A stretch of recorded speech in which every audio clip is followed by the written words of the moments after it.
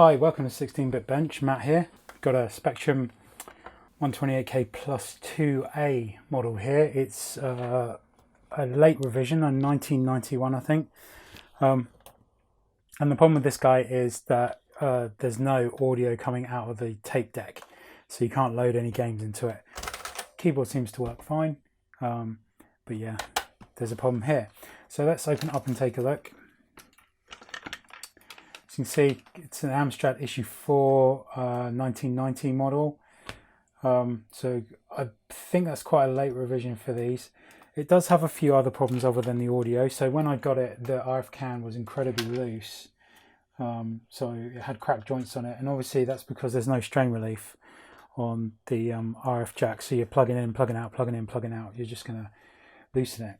So the other problem is the video out of here is terrible. It's super noisy compared with another Plus 2 that I have. That's the RF out of it is pretty much as good as RF ever gets. So yeah, this one's clearly got a problem. Not too big of an issue really, because we're going to go with I'm going to source a SCART cable anyway, so we'll be taking the RGB directly out, and we won't be using the RF can, but still. Yeah, so if we take a look at the back of the top, so the membrane seems to be in decent order. I mean, all the keys work, so I'm not going to be too messing around too much with that part. What I did notice is when I opened it up was that the power LED 5-volt line here that it takes on this board, it had snapped off. So someone has obviously been in here before.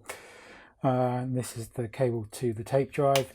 The tape drive is relatively filthy. I've cleaned it out a little bit, but yeah, it's the usual thing, full of dust. The belt is super loose, and there's a lot of material you can see. There's a lot of materials that's come off that belt, and there's a lot of like rubber sort of dust around. So yeah, I've ordered replacement belts for this and my other Plus 2 that I have that's actually in good order. But yeah, what we're going to do as a first fault finding measure is we're going to recap the board for the tape drive and see if that restores audio to the Plus 2.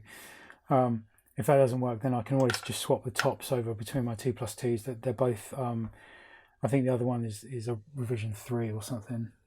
Seems to be a screw missing, I hadn't noticed. Here, one of the grounding screws is gone. That's kind of important. Yeah, but we'll sort that out. Okay, yeah, so step number 1, remove the tape drive and recap it, and then we'll get back to it.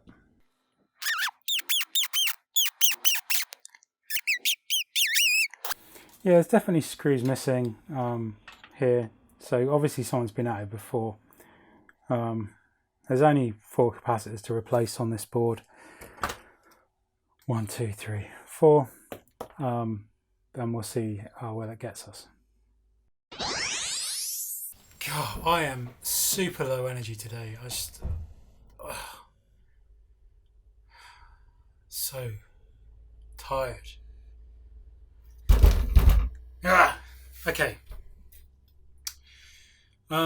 So there's 4 capacitors we're going to replace. Dun dun dun dun. They're all electrolytics. They are 470, 1 microfarad, 10 microfarads, and 100 microfarads. All pretty common values. Nothing seems to be too untoward. So I went into my bag of capacitors and I found some replacements. So some are top notch. Jackson, good brand. Rubicon, good brand. Rubicon, good brand. But all I could find for my 10 microfarad is a Yagio, which I've never heard of. But again, these were all manufactured. This was manufactured in February 2017. So it's approximately, what, a year and nearly a half old now. Not massively ancient. All the others, really good brands, all recently manufactured. When was this one? Doesn't say. What about this one? It's the date code on it, 1523. No, that's the part number. What about this one? I think 0217. So yeah, they're not old. They're not old components, and they're much newer than these ones. So yeah, all we do is recap, and you've seen me recap a couple of times if you watch my videos. It's relatively easy. As I said before, as I will continue to say, always go one at a time. You do one capacitor at a time. You do not remove them all at once and then try and remember where they go. That is the way to madness.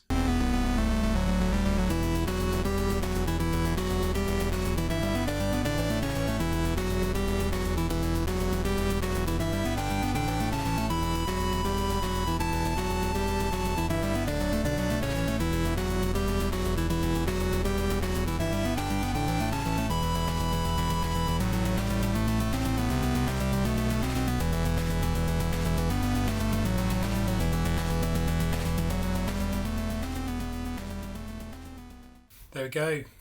That's a recap. Oh, I've got to wake up today. I'm not a coffee drinker. I don't drink coffee. Always think, coffee's something you need as a last resort. You shouldn't be drinking it every morning. So it's just one of those days. I can't wake up today. Let's take a look at the work. So, done. 4 capacitors replaced. This one, which is 10 microfarads. This blue one, which is 1 microfarad. This one here is 100, and this big bastard is 420. And these are the ones that are left over. You see they are Orient brand, which, probably Japanese, but maybe Chinese. No date code on them that I can see, but it's going to be circa 8990. Okay, so what we're going to do now is put the tape drive back into the Plus 2 and see if we can get any audio out of it. I don't think we will. I don't think we've solved our problem. But a recap is something that you should always be doing with anything that has electrolytic capacitors and say is over 10 to 15 years old.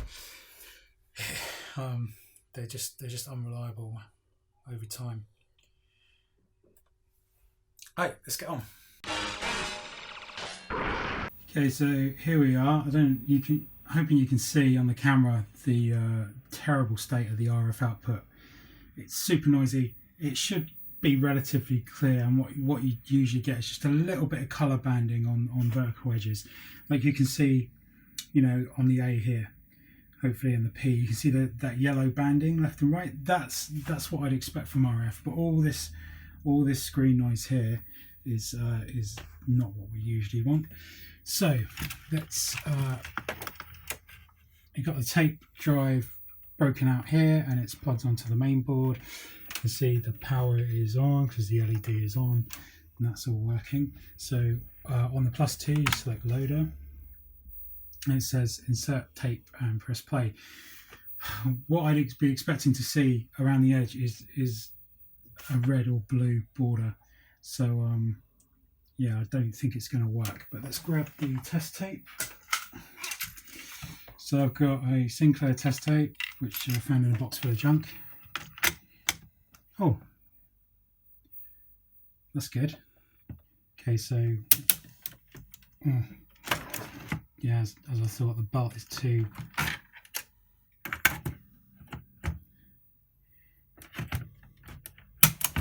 The bolt's a bit too loose, but even if I hit play, so it's hard to do this with one hand. Let's hit play. Okay, that's a massive improvement. We didn't get that before.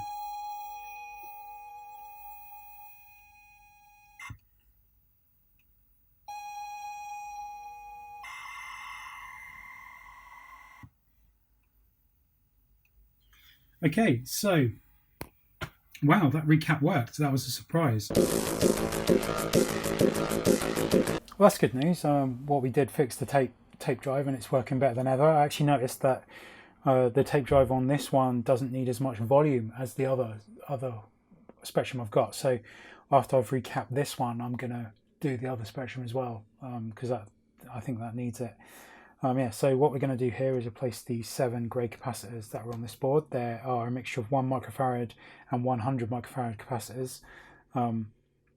Obviously there's loads more than that. There's all these ceramic little ones here, but they last a million years, so I don't need to take those out, and quite often they're just there for kind of noise reduction in the circuit as well, so they're not critical. Yeah, so we'll replace those. Then we're going to open up this can and see if we can figure out what's going funny with that. because there's a lot of noise on that picture.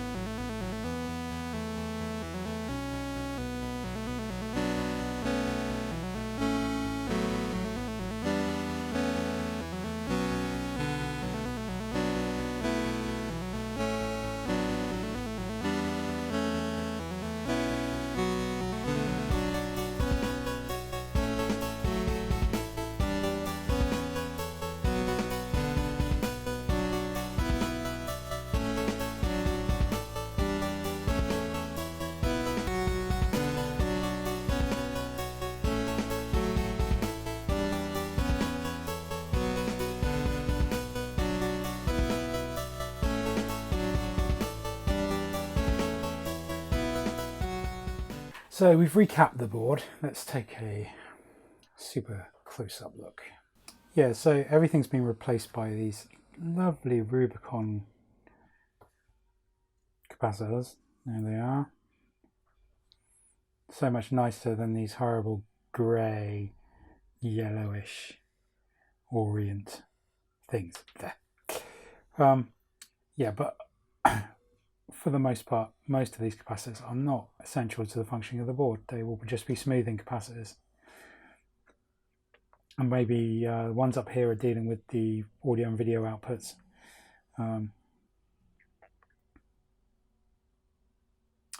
Yeah. Next step is to crack open this RF can and take a look inside.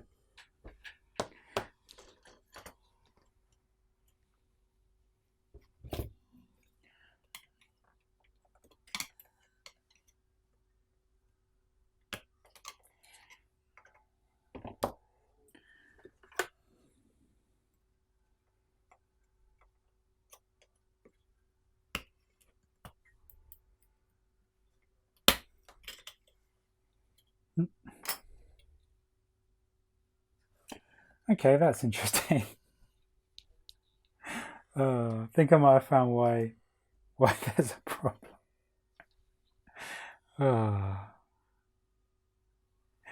So this is what's in here. Is this tinfoil? Yes, it is. What's it doing? Not a very good job. Okay, let's pull this tinfoil out and try and figure this one out. I mean, I can kind of see what the problem, what's happened here is the connection to the center pin of the RCA jack is broken off, and they've tried to replace it by wrapping it in tinfoil, you know, which is kind of the repair you would have probably caught me doing when I was about 9 or 10, before I was allowed to own a soldering iron. Of course, to fix this properly is going to take me about 12 seconds, so not even that, in fact.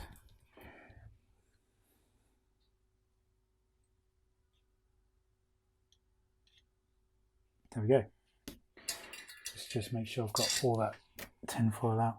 I'm surprised it worked at all, to be honest. Like, that whole mass tinfoil would have just shorted out everything in this area. There we go, nice solid connection. Let's take another video. So the couple of problems I found with this before I'd even opened it, the video in is here, this wire. It's coming off this capacitor we just replaced. That was completely snapped. So this is a fix here.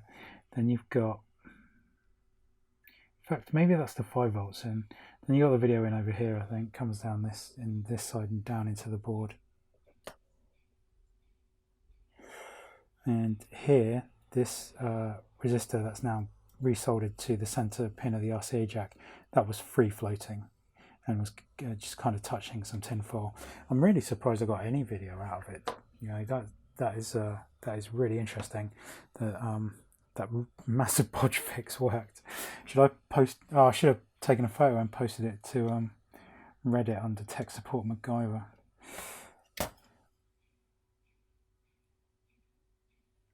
Yeah, so let's pop the lid back on this RF can. And what I'll do next is I'll screw everything back together and we'll see how good our ZX Spectrum looks now. Here we are. So we've resolved the noise issue. I'm not sure if it comes out really on the camera, but this screen is much better.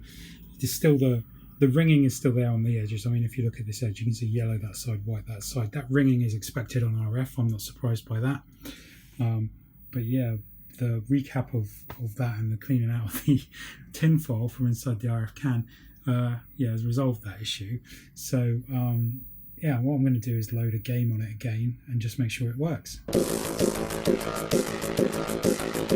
Okay, and that's it. That's the Spectrum completely refurbished, working. Got my Capstan interface plugged in, playing it with the Genesis pad. Yes, that's RGB SCART cable. So what you're looking at here is RF. You can see the color banding, especially I'm seeing some weird artifacts along here. So let's change to RGB.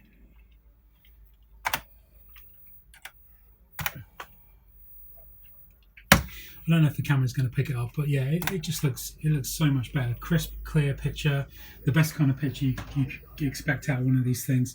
You know, unless you were mad enough to HDMI mod it, but even then you're not getting a better picture, you're just getting a digital picture. There we go. So I'm going to play a little bit of Robocop now. If you found this video useful, please like and subscribe. Follow us on Facebook, Twitter and Instagram. It's 16-bit bench. These videos coming out all the time. So I want to thank you for watching my Spectrum video, and yeah, check us out and the stuff that's coming up. Thanks a lot. And on and Ariston.